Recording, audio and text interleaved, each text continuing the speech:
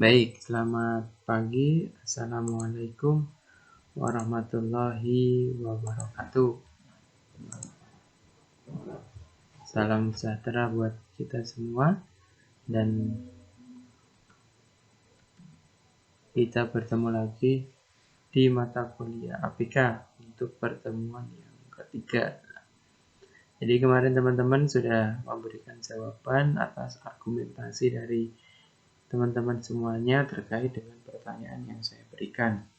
Namun masih ada yang jawabnya kelamaan. Jadi kalau yang sudah saya beri komentar, itu berarti saya sudah koreksi. Namun jika masih ada yang belum saya beri komentar, berarti belum saya koreksi.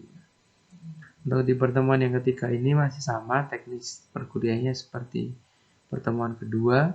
Jadi nanti teman-teman simak dari awal hingga akhir dan dipastikan nanti tidak ada yang kelewatan untuk memantau materi. Barangkali ada pertanyaan ataupun instruksi ataupun tugas-tugas yang harus teman-teman kerjakan di PowerPoint ini. Nah, gitu.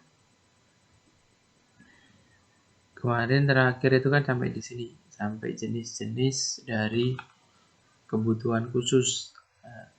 Ada kelainan mental, ada kelainan fisik, dan juga ada kelainan emosi. Nah, untuk materi sebenarnya di buku kalian itu sudah ada. Saya cuma membacakan aja paling. Nah, jadi lebih penekanan. Nanti barangkali ada yang kita baru bahas, perlu kita kritisi terkait dengan isi dari buku tersebut. Nah, dari kelainan mental, kelainan mental itu di sini bahwa ada yang memiliki mental tinggi. Biasanya itu ditunjukkan dengan IQ. Nah, IQ-nya mungkin yang lebih bagus, superior berapa ya, 120-an lebih lah gitu. Memiliki kreativitas dari rata-rata dari orang-orang pada umumnya. Yang kedua ada mental rendah. Itu IQ-nya di bawah rata-rata, berada di rentang 70 sampai 90. Makanya bisa disebut dengan juga di sini anak berkebutuhan khusus. Terus berkesulitan belajar spesifik, yang di mana anak yang memiliki kapasitas intelektual normal ke atas tetapi memiliki prestasi belajar rendah pada bidang akademik tertentu. Nah, itu contoh. Teman-teman itu pandai di bidang IPS, hafal menghafal, sejarah, geografi itu oke. Tetapi di bidang matematika, kaitannya dengan rumus, hitung-menghitung itu rendah. Nah, itu yang dimaksud dengan berkesulitan belajar spesifik. Ada lagi yang kedua, kelainan fisik. Nah, ini saya kira teman-teman sudah paham ya. Kelainan fisik.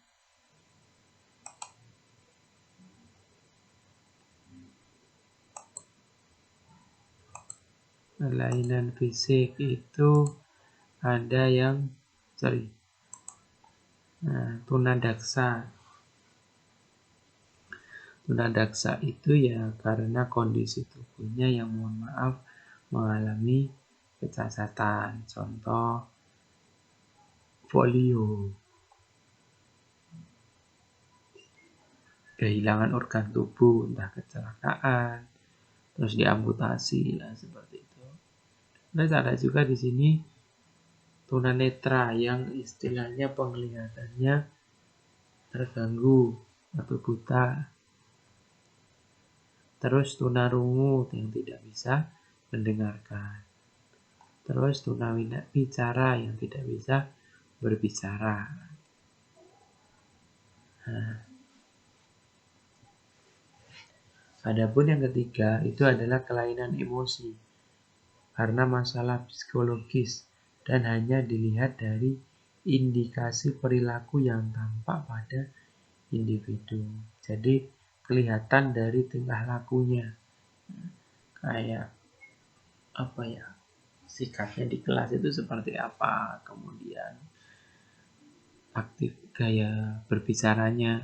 Jadi jangan melihat dampaknya. Nah, ada gangguan perilaku. Sebagai contoh ada anak yang mengganggu di kelas, tidak sabaran. Nah,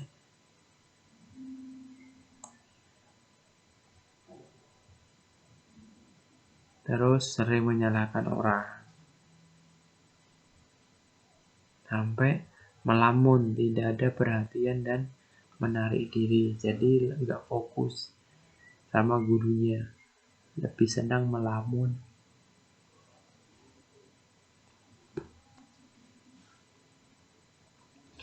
Itu gangguan emosi. Nah, gangguan konsentrasi atau ADD, Attention Deficit Disorder. 6 atau lebih gejala inattention berlangsung paling sedikit 6 bulan. Ketidakmampuan untuk beradaptasi dan tingkat perkembangannya tidak konsisten. Nah, jadi ADD. Contoh, sering gagal untuk memperhatikan secara detail atau sering membuat kesalahan. Sulit mengerjakan tugas-tugas. Anda tidak mendengarkan ketika orang lain berbicara. Tidak mengikuti instruksi untuk menyelesaikan pekerjaan.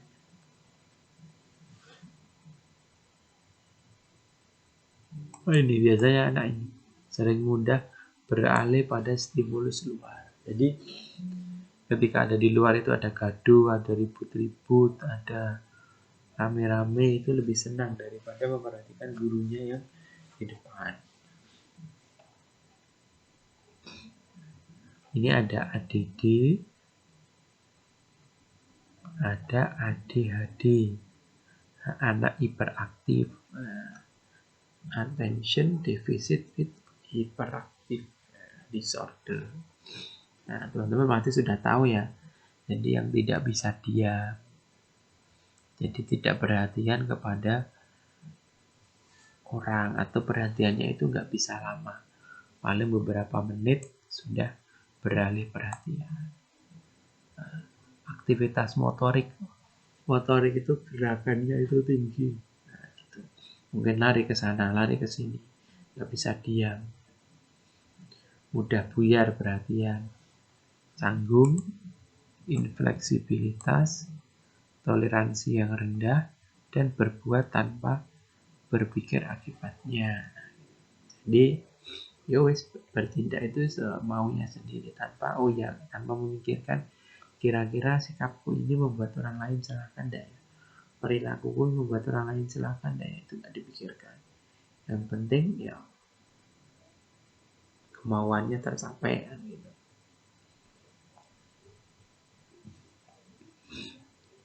Nah ini dari apa ya ini?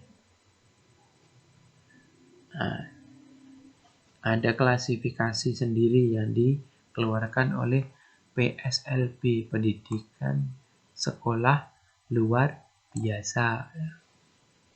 Jadi ada pengkategorian dari anak berkebutuhan khusus.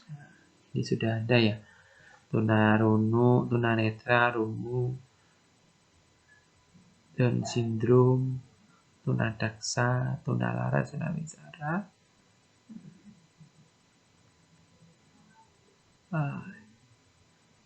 Ini saya cuma mengulang dari yang kemarin, menegaskan. Kemarin belum saya jelaskan. Nah, untuk yang saat ini masih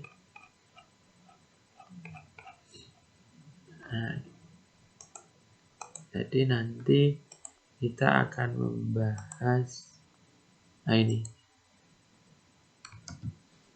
1.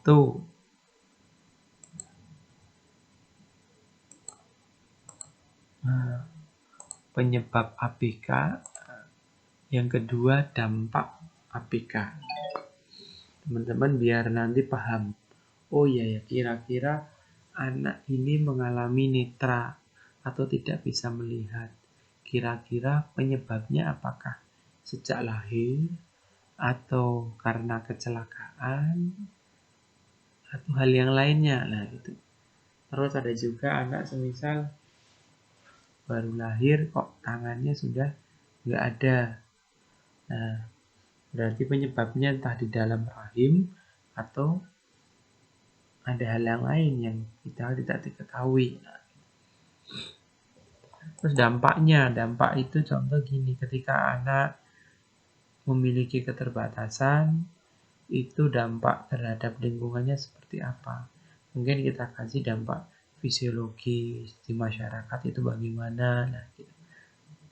Ini 2 poin ini yang akan kita bahas di pertemuan ketiga ini. Nah, jadi nanti saya lebih banyak di buku ini. Nah, kalau teman-teman kurang paham nanti bisa buka e-booknya kembali, istilahnya untuk lebih mendetailkan materi yang saya berikan.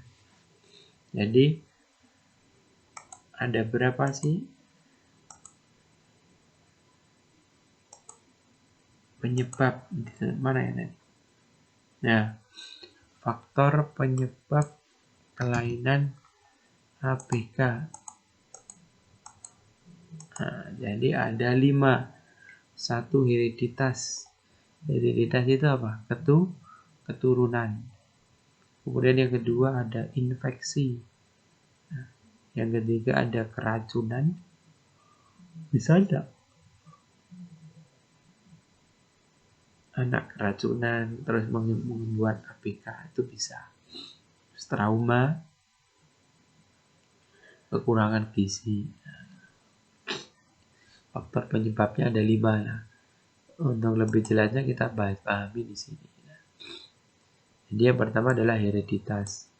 Hereditas adalah pembawaan sejak dalam kandungan. Di sini ada ilustrasi. Ilustrasinya sepasang suami istri yang cukup bahagia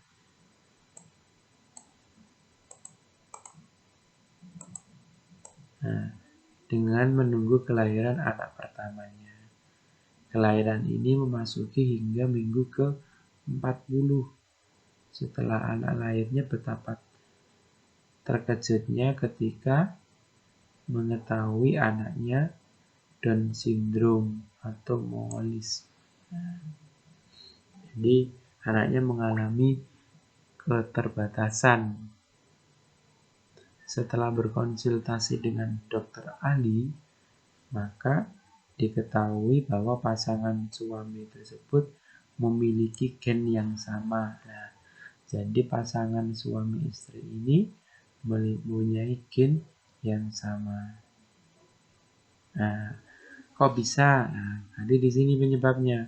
Dimungkinkan masih ada jalinan darah atau masih ada hubungan saudara antara suami dan istrinya. Nah, itu.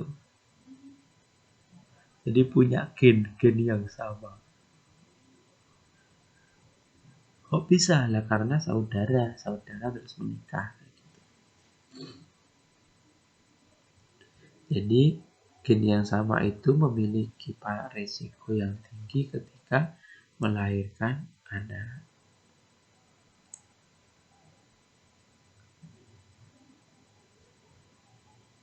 Nah, jadi itu yang menyebabkan kelainan, memiliki keterbatasan atau ABK. Itu yang namanya dari kebawaan, hereditas, bawaan dari ketika di dalam kandungan.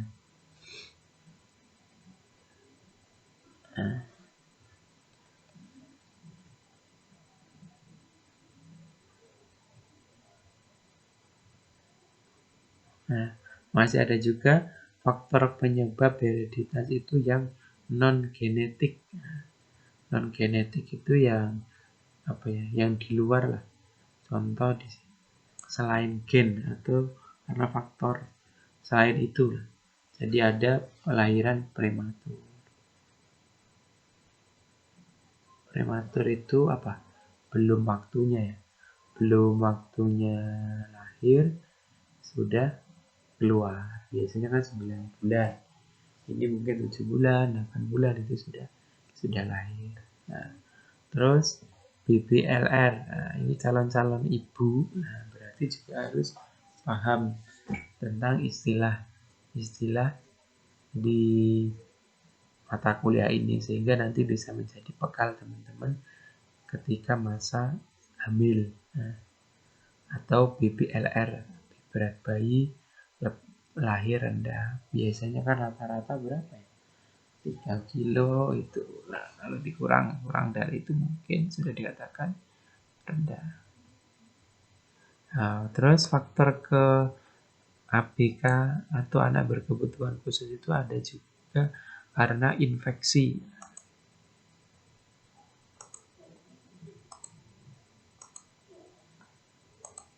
Nah, infeksi ini karena ada contoh apa ya? Torch, toxoplasma, rubella, cytomegalovirus, herpes. Makanya orang tua yang istilahnya mau program hamil baru menikah itu ada kayak apa ya, kayak suntikan lah untuk kayak imunisasi lah untuk menghilangkan ini torch. Bisa teman-teman pas nikah mungkin atau memiliki program hamil, nah itu biasanya akan ada kayak treatment lah untuk mengatasi virus yang tadi. Nah, ada virus rasanya di sini. Ada orang ibu yang tengah hamil, dalam pemeriksaan dokter ternyata ibu tersebut mengidap virus toxoplasma. Nah, jadi ketika melahirkan memiliki resiko tinggi untuk memiliki anak ABK. Dalam perjalanan kehamilan tersebut, ibu sering mengalami resiko keguguran masih dapat dipertahankan. Setelah memasuki kelahiran 440, ternyata bayi dengan resiko PDR.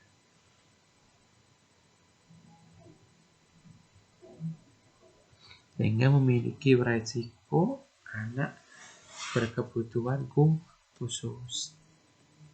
Nah, itu. Jadi hati-hati. Kayak virus apa ada virus apa ya? Virus apa itu? Kucing apa? Bulu kucing. Nah, itu juga hati-hati.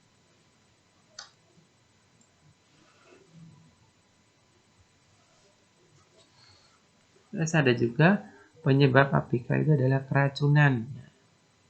Keracunan mungkin karena obat, karena makanan, karena minuman. Nah,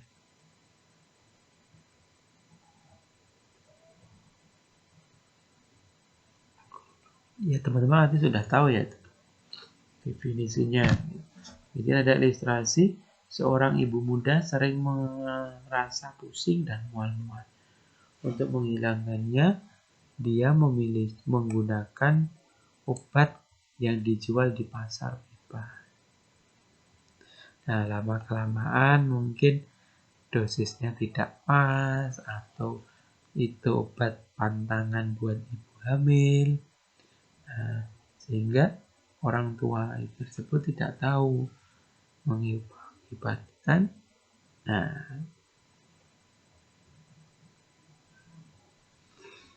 bahwa anaknya di sini delay speech, keterlambatan berbicara.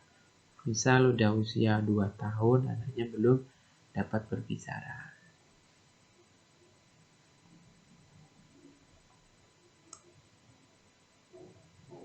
Nah, bisa juga di sini orang tua yang mengkonsumsi alkohol yang berlebihan. Itu nggak baik untuk kesehatan bayi, sehingga mengakibatkan kayak keracunan. Ada yang keempat, penyebabnya adalah trauma.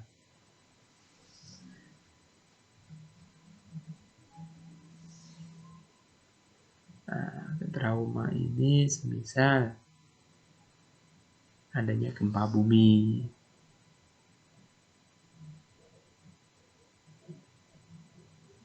kemudian ada banjir,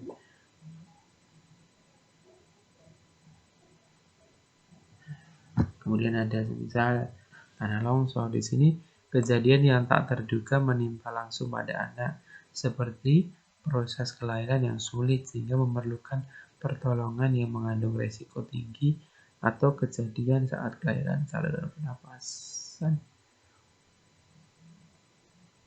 anak tersumbat sehingga menimbulkan kekurangan oksigen pada otak. Nah, jadi itu trauma ya, yang berakibat pada kelumpuhan semisal pada kedua kakinya. Nah, terus ada juga faktor yang kelima, penyebabnya itu adalah kekurangan gizi. Nah, kayak apa ya? Ya makanannya nggak memenuhi 4 sehat 5 sempurna.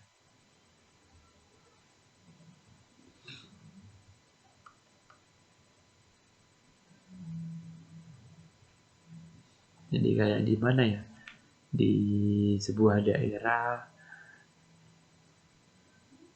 di Jawa Timur, di sana itu Jawa Timur, ada anak yang ada sekumpulan warga di desanya itu yang istilahnya ekonomi menengah ke bawah, sehingga ketika memiliki anak itu dibiarkan saja atau tidak diperhatikan gizinya,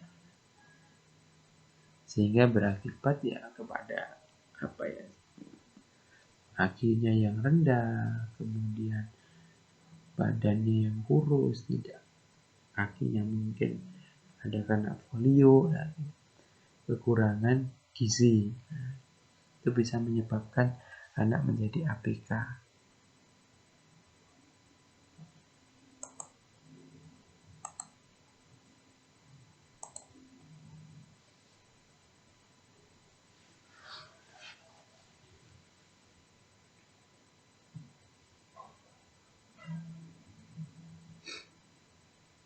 Terus ada lagi di sini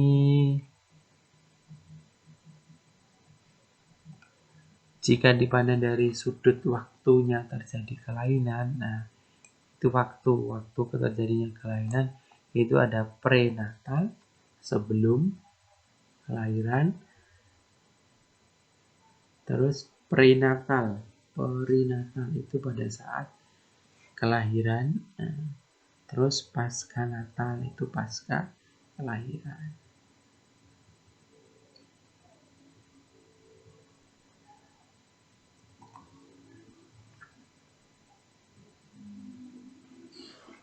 Ini dilihat dari sudut pandang pembagian yang ini, kekurangan gizi ini.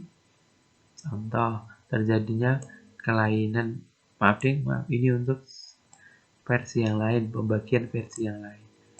Prenatal terjadinya kelainan anak semasa dalam kandungan atau sebelum proses kelahiran.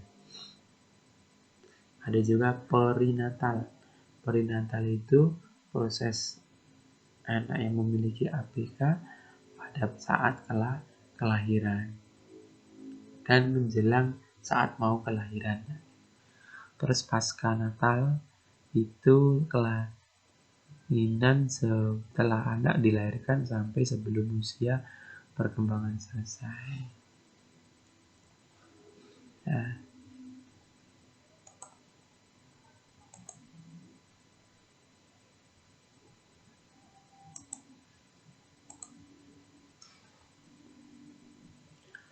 terus yang kedua, pada pertemuan ini poinnya adalah dampak terjadinya kelainan. Nah, sudah pasti ya, ketika memiliki keterbatasan atau anak berkebutuhan khusus itu memiliki apa ya, kayak akibat lah, mungkin nggak bisa melakukan ini itu, atau bisa melakukan nggak optimal. Nah, itu.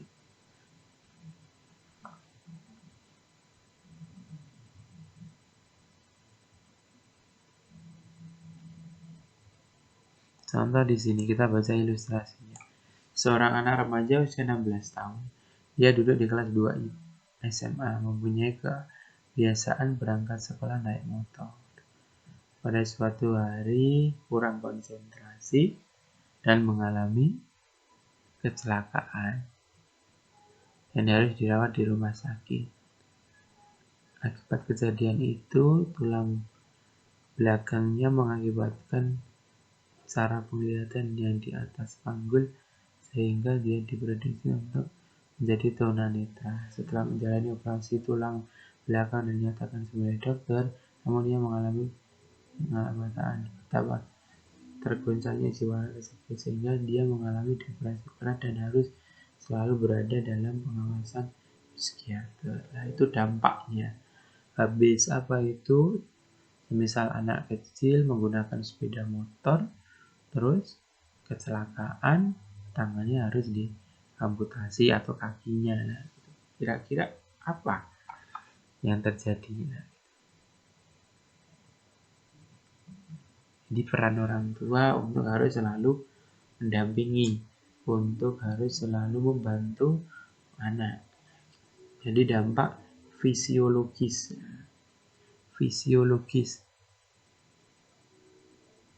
Jadi lebih ke fisik. Nah, fisik jadi kayak digerakkan. Nah, jadi contoh yang tadi, semisal anaknya diamputasi tangannya atau kakinya, nah berarti secara fisik kan tidak normal gitu.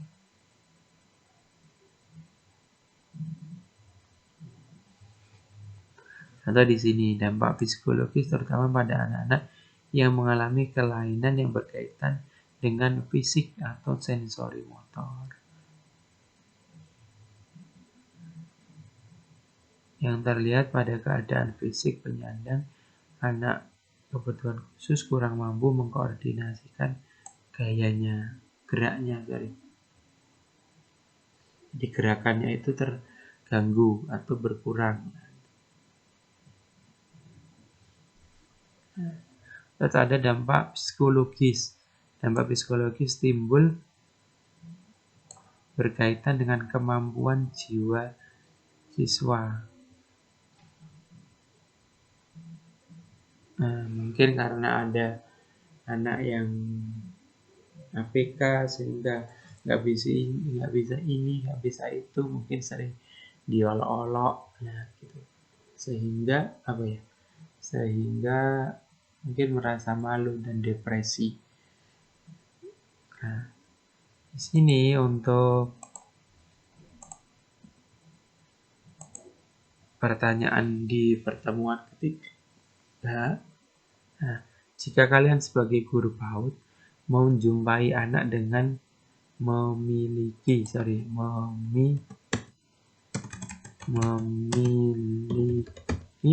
keterbatasan atau ABK, bagaimana cara meyakinkan orang tua supaya tidak putus asa dan mau mendidik anaknya? Ini pertanyaan ya, nanti silakan dijawab dengan mencantumkan nama lengkap, jawaban. Mungkin semester berapa ya? Nah, itu kamu jawab di kolom komentar. Bagaimana strategi Anda ketika menjadi guru PAUD dan menjumpai orang tua dengan anak yang mengalami keterbatasan atau ABK.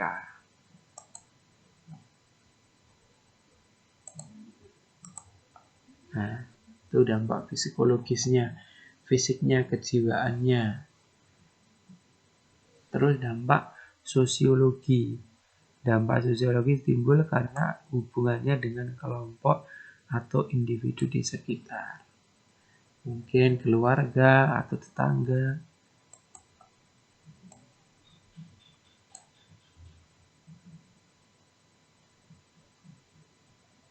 Nah, kehadiran anak berkebutuhan khusus di keluarga menyebabkan berbagai perubahan dalam keluarga. Keluarga sebagai unit sosial dengan kehadiran anak yang berkebutuhan khusus itu menganggapnya beda-beda. Mungkin ada yang menganggap beban ataupun anugerah. Nah, dampaknya mungkin ada yang shock, kecewa, marah, depresi. Jadi biasanya kalau sedang menjumpai tiba-tiba mungkin habis anak kemudian kecelakaan harus diperiksa. Nah, itu dampak sosiologisnya.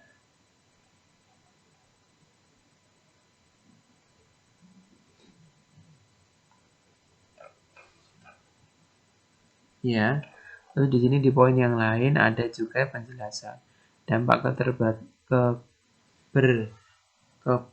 kebutuhan khusus dari 3 dimensi tersebut menyebabkan pengaruh yang cukup berarti dalam kehidupan mereka.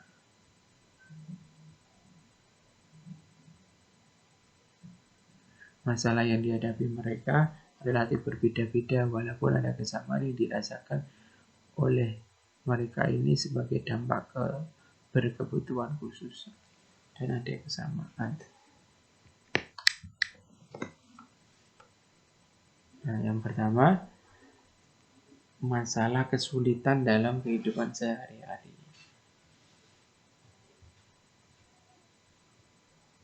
Ini sudah pasti ya, karena anak ABK itu memiliki keterbatasan, entah dalam hal gerakan, penglihatan, pendengaran. Jadi harus dibantu oleh orang lain.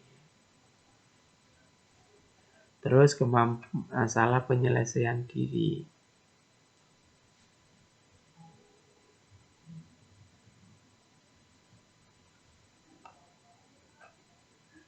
Masalah penyesuaian diri biasanya anak yang sebagai ABK itu memiliki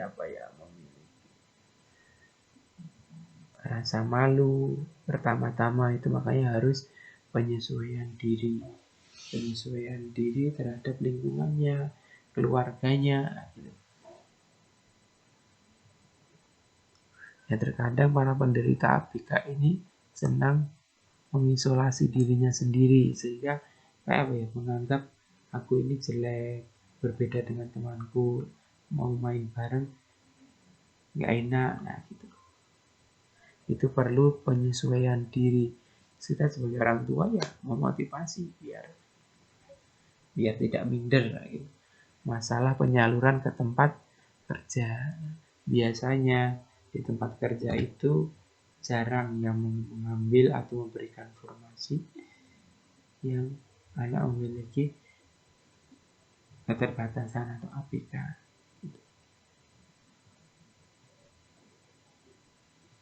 Makanya sekarang harus istilahnya memberikan ruang kepada para ABK untuk bisa berbelanja, mungkin belajar, sama seperti pada orang-orang umumnya. Terus masalah kesulitan belajar. Kesulitan belajar mungkin yang kurang atau slow learner. Nah, itu juga harus dibantu oleh orang-orang di sekitarnya. Terus masalah gangguan kepribadian dan emosi.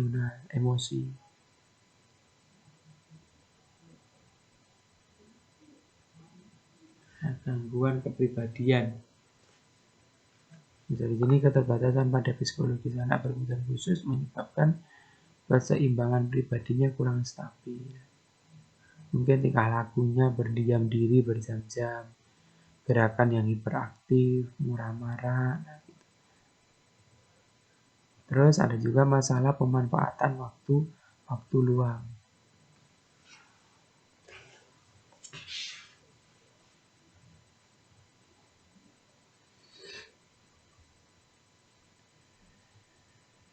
Nah, jadi pemanfaatan waktu luang. Jadi usahakan waktu luang itu digunakan untuk hal yang bermanfaat lah.